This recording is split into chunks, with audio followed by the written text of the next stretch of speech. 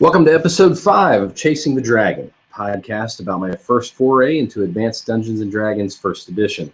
My name is Jason Wood, also known as the Mad Cleric, and you can follow my journey in AD&D on my website, madcleric.com. As we continue to learn the game together, tonight we're going to talk about character creation. My guest tonight is my brother, Jonathan Wood. Jonathan was a player in my 3-year 4th edition D&D game, and while I'm visiting family here in Memphis, Tennessee, he and I sat down last night to go through the basics of character creation together. So as someone who's also new to the system, I thought I'd chat with him about that. Thanks for joining me tonight, Jonathan. You're welcome.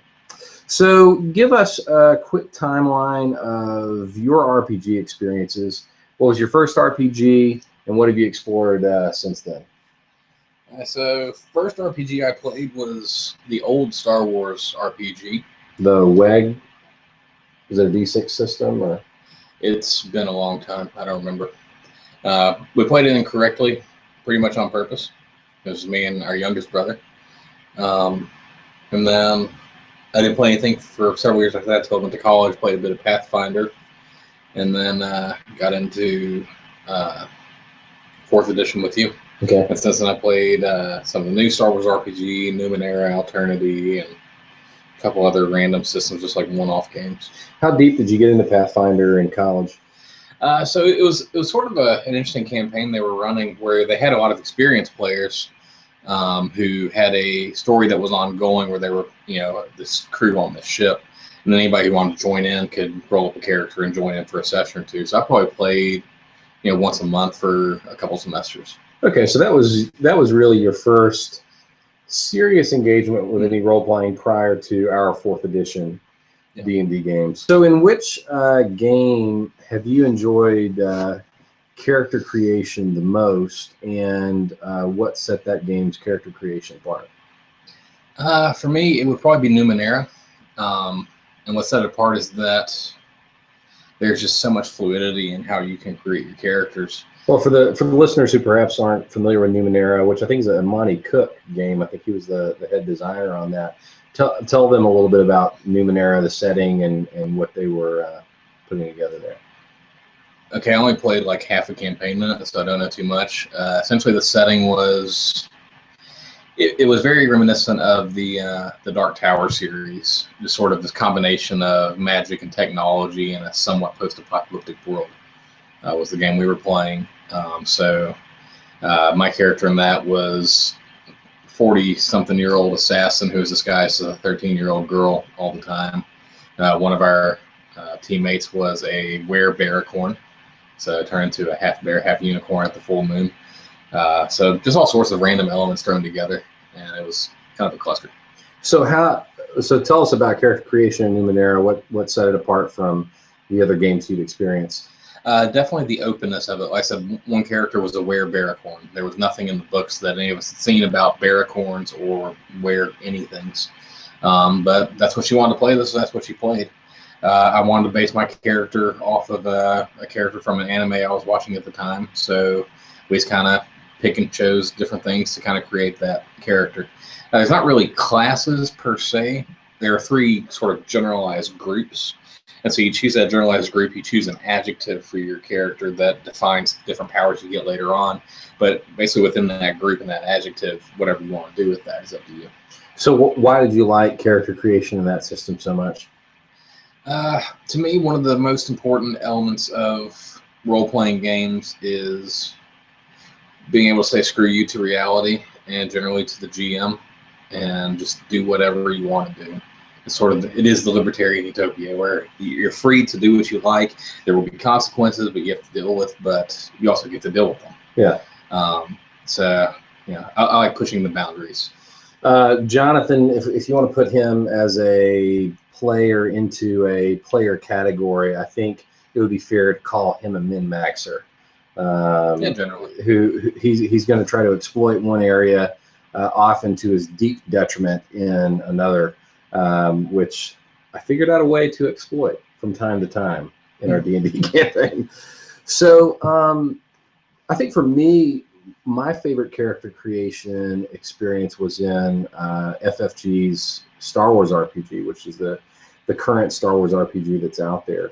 And what I love about character creation in that game is that they found a way not merely to emphasize the fluff side of it, but the fluff and the crunch are integrated into one another.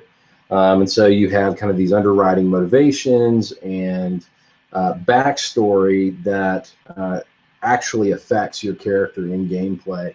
And as you're putting the character together, just going step by step through the book, it's writing a story for you. And so in terms of a player, I tend to be more toward the I want to read or experience a good story. I want to see a story play out that is compelling. And the Star Wars RPG character creation really lays the foundation for that. And you're really writing a story as you're kind of creating that character. That's what stands out to me about that system and its character creation process. Actually kind of interesting too, because you like it because you're kind of creating this backstory as you go along. Mm-hmm. And all the elements of the character creation is the creation of the backstory. Whereas the one I enjoy the most is where you put the least thought into the past as you can. I think I like that because I can then kind of make up backstory as needed throughout the game. So I think at the end of the day, what you're going to find is, whoever's listening, your appreciation of character creation in a game is probably going to be largely dependent upon the kind of game you like to play and the sort of characters that you like to create. So last night we sat down and you created a first level assassin for Advanced Dungeons and Dragons First Edition.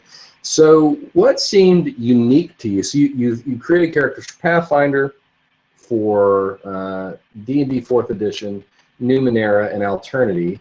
So this is your 5th game to create a character for. Yeah, Star Wars RPG. Oh yeah, Star Wars RPG as well. So this is the sixth game then. Yeah. So what was unique about character creation in this game compared to the others that you played? Aside from Alternity, it had the most dice rolls needed on the character sheet. Alternity was pretty similar, like in AD&D. You had to roll dice for all the ability scores and for several other things throughout, like the money and stuff like that. And you had to do something similar on Alternity. But what separates it from Alternity is in Alternity there are about 15,000 different skills, it seems like. Mm-hmm. And even in D&D 4th Edition or any of the other games really outside of Numenera, there's like the static list of all these different skills. Whereas in this one, well, yes, you're left up to chance as to what your abilities are, more or less, or what scores you can choose from. How you use those abilities and what skills you have is basically whatever you can kind of come up with on your own. Yeah, there's no nature check, and that's what we experienced in our first mini session for AD&D after we did character creation with my new group. They were in a forest. They came upon some beasts in the woods, whereas in 4th Edition you would just roll a nature check to see what it was. Or shoot it, right. They had none of that, and so they had to actually try to sneak down in there and see what the animal was and figure out what it might be. There's more, as I heard on, I think it's the, I can't remember the name of the podcast. It's not Save or Die. It's a related podcast for AD&D First Edition. That it's role playing as opposed to role playing. ROLE versus ROLL. And in 4th Edition and other games, it's all based on the roll of the dice, how you figure it out. But in this game, you're forced to problem solve and actually apply yourself to the puzzle. Right. So for those who are listening who have not created an AD&D character, there are no skills. You have your 6 abilities. That's it. And you got to go from there. So that jumped out at you. So I'm not familiar with Alternity. What is Alternity and what's it about? So Alternity is really, it's an interesting game. It's almost like a framework for multiple different types of games. So there are different eras in time that you can play in, ranging from like a pirate themed game to a space pirate themed game, and anything in between.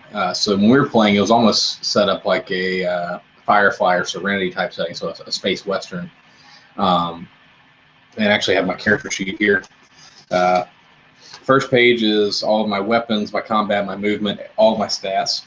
And then the next 6 pages are all skills. Okay, so it's got you said 10,000 to 15,000 skills. I mean that's hyperbole, but it's not by much. I mean there are about 200 skills. Yeah. And knowing when to choose whether you need to use 0 gravity or low gravity or normal gravity skill checks. And of course the DM doesn't necessarily tell you. You kind of guess which one you need to use. Right. But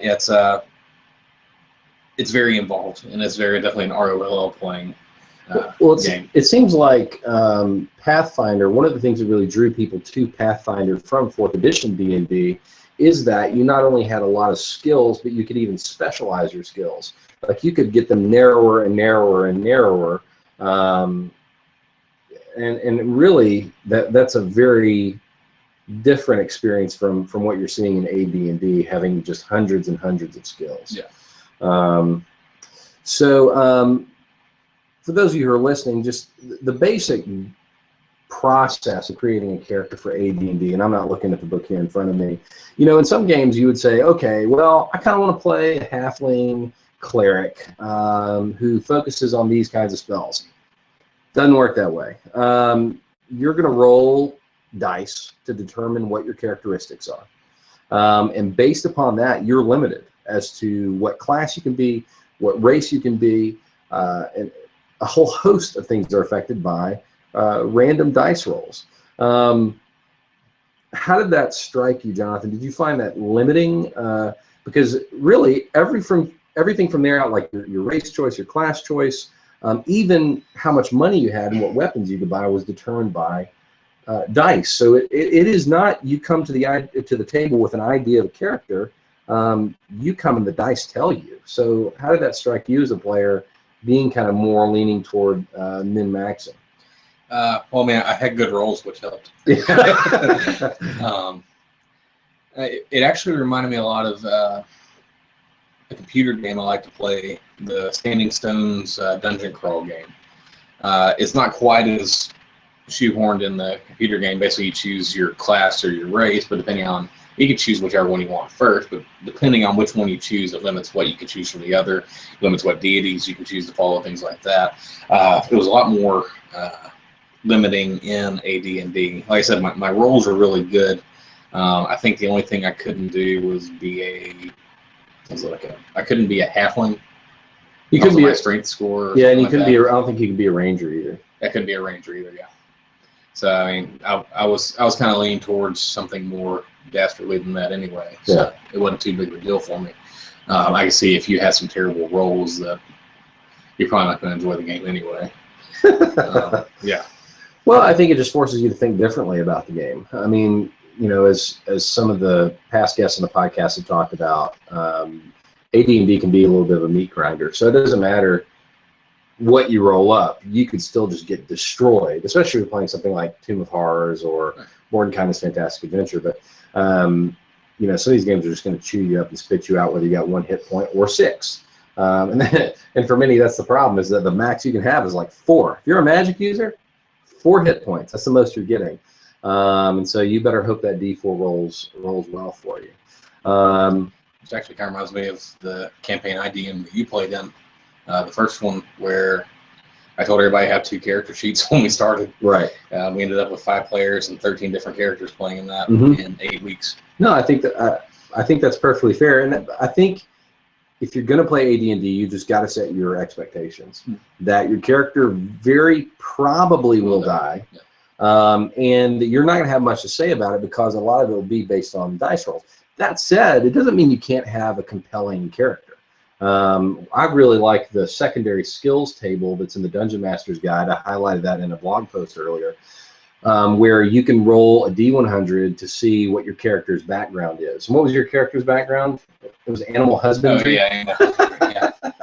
So, even though it's randomized, there's still a little bit of fluff there, not only to help you in kind of developing the character's backstory, but also I think a good GM will pay attention to that and will give you a bonus here or there if you happen to be, interacting with people on a farm or something like that. It's like, my Star Wars role-playing game character is a terrible character. I made him as a joke just to kind of tick you off, but I still try my best to keep him alive because I put so much into building that character. Right. With AD&D, it's all dice rolls that's affecting everything about it.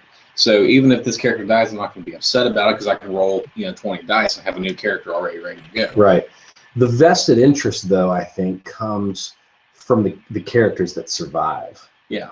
The characters that survive, you start getting into like level 4, 5, and 6. That's when I think you start having a little more vested interest in what happens to them.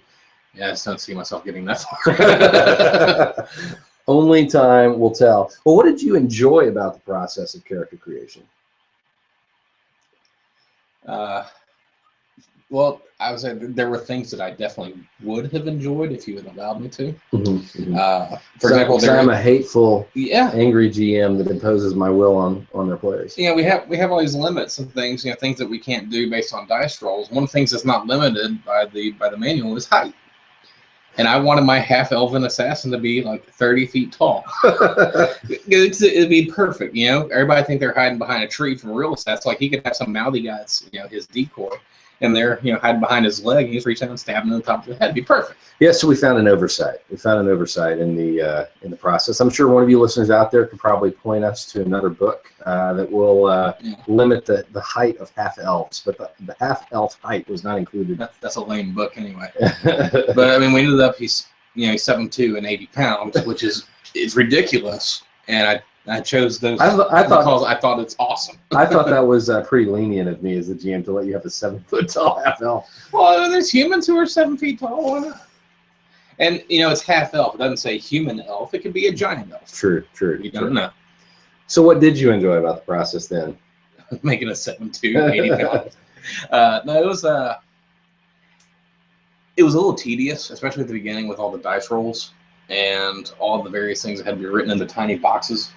Like, whatever those... I mean, that's part of it, too, is I don't know what most of these things mean. You actually hadn't read the player's handbook? I haven't read the player's handbook, haven't played the game. After I play the game a few sessions, I think it'd make a lot more sense to be a lot less tedious.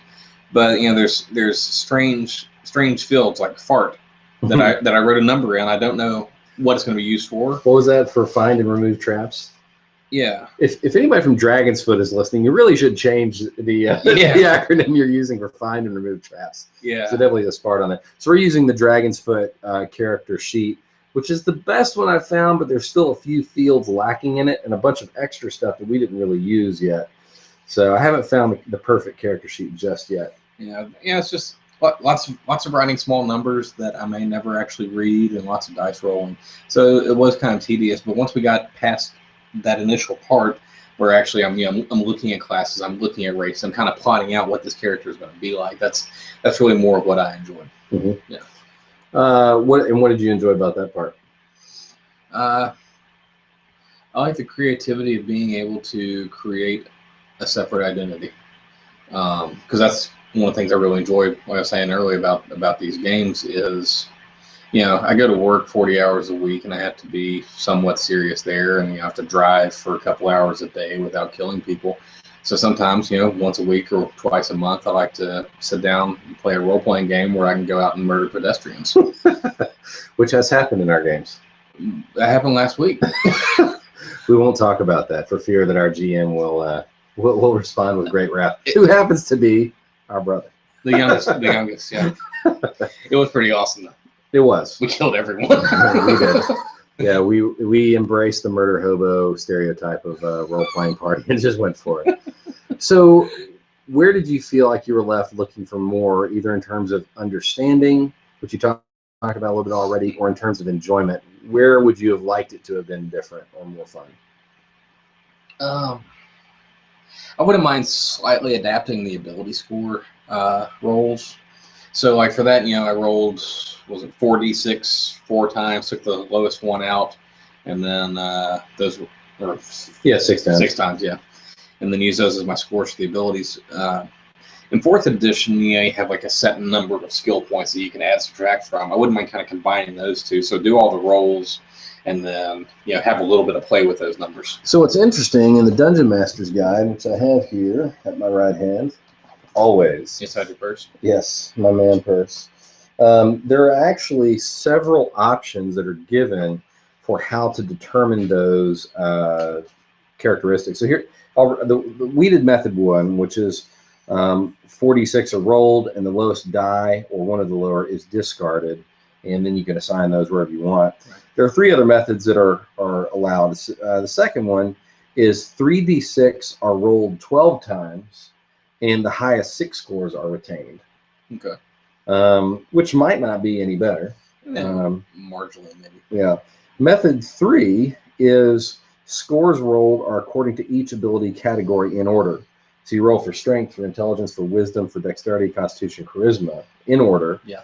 3d6 are rolled 6 times for each ability, and the highest score in each category is retained for that category.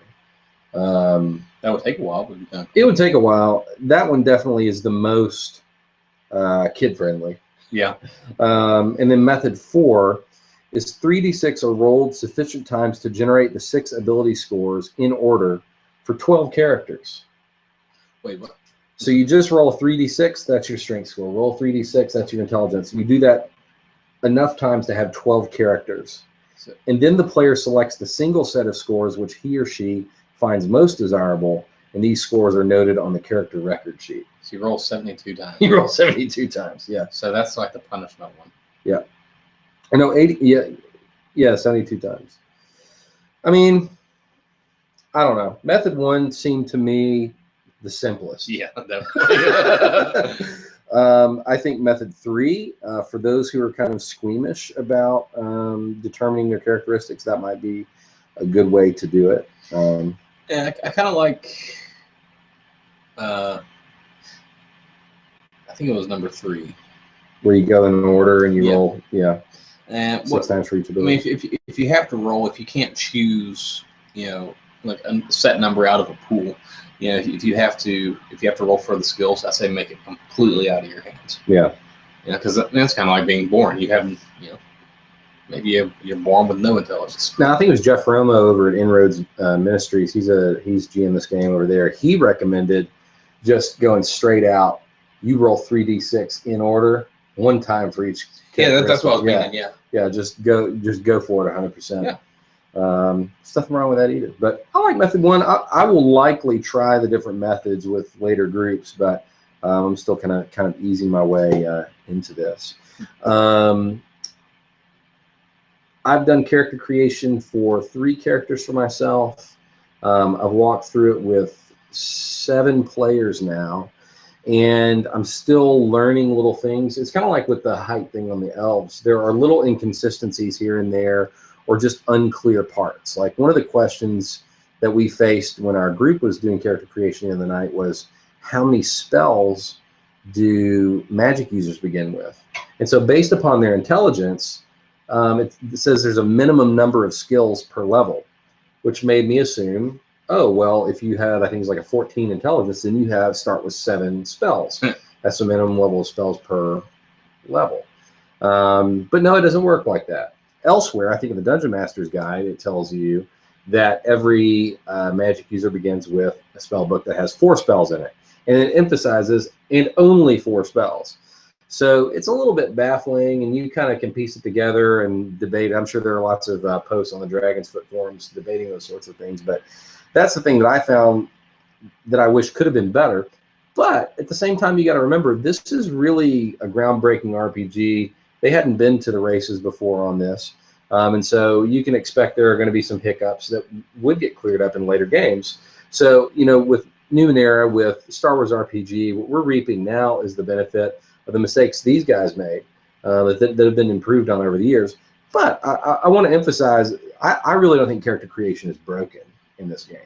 I think it works fine. I think it's really smooth, and I've enjoyed it. As I said, I've rolled up 3 characters that are not probably ever going to be played, just kind of figure it out. And I like the process of character creation. It's pretty fun. Yeah, I found character creation in AD&D to be better than, for example, Alternity. Really? Because, like I said, there's 10 bajillion skills. And while those abilities are largely determined, those scores are largely determined by your ability scores, you still have to go through and write all those in. Right. Well, at this point, now that you've done character creation once for AD&D, if we were to sit down tonight and do it again, how long do you think it would take you to create a character? Depends on how much of the beer I drink first. Let's say the 1 beer you got right now. Probably about 15 minutes. Yeah, I don't think it would be that difficult. Mainly because I'd be wanting to read through some of the racial and class-specific stuff. Right, exactly. So we're going to be playing here hopefully in a couple of months. As someone who's come into AD&D with significant knowledge of D&D lore and that sort of thing already, what are you hoping to get out of that experience? Are our fellow players going to watch this? It's possible. I definitely don't want to murder all of them. It's not like you rolled up an assassin character, which the player's handbook says must have evil alignment. So I'm really hoping somebody has a paladin in the group. Oh, that's going to be awesome. I need like a lead plate. That's what Belcar uses. Sorry, what was the question again? What are you hoping to enjoy in your experience of AD&D? What are you hoping to experience? It's kind of like, growing up, I played Chrono Trigger on the Super NES. I played, the Legend of Zelda games, stuff like that. But when I was a little bit older, I went back and played that first Final Fantasy game. And, a lot of things kind of split off from that legacy. And actually being able to go back, even though the game actually kind of sucks, being able to go back and play it and just sort of experience for the first time, what somebody had experienced before I was born, and sort of change their perspective and led to these other awesome things later on. Just that experience of being able to, walk where the wise men once trod. Mm-hmm. Also, when I DM, I always make an active effort to kill all of my players, and it really sounds like that was the way Gygax intended it to be. Well, this is his group is the one who will be experiencing Tomb of Horrors at some time. I'll probably give them a few low-level modules to go through first. So you learn how to play. Yeah, so you can learn how to play before I throw you into the old meat grinder. Third room, you get attacked by 10 level 40 dragons or something. I don't know. I haven't read it yet. It's possible. Yeah, I kept Sias alive. I can do anything. There you go. So anything you'd like to share in closing to our listeners who are learning AD&D? Don't be disheartened when you die. Because you will die. We all die over and over. But the more you die, the more you learn how not to die so that you can stay alive longer the next time. And I'm assuming that works in AD&D. It works in every other game. It's gotten to the point where if I don't like a character, I have to try intentionally to get them killed. Because, once you learn how to build characters, you learn how to keep them alive real easily. Yeah, actually, I had to conspire with my GM one time to kill the character because I just hated playing this character. Did lava come into the equation? No. It was a Deus Ex Machina type attack where the giant sandworm just ate me while we were walking. Whatever gets the job done. Well, if any of you out there have any questions about character creation or about AD&D as a system, don't hesitate to give me a holler on Twitter. I'm at Wood_JasonD. You can also email me at jason@madcleric.com. And Jonathan, how can our listeners get in touch with you if they'd like to learn the art of min-maxing or all the other things that you are an expert at? They can email you and you can pass it on to me. There you go. That'll work. Also, I'm single. That's for all you who are watching on video out there. And keep it up, everybody. Keep digging into AD&D and whatever games you're enjoying. And don't forget to keep on chasing that dragon.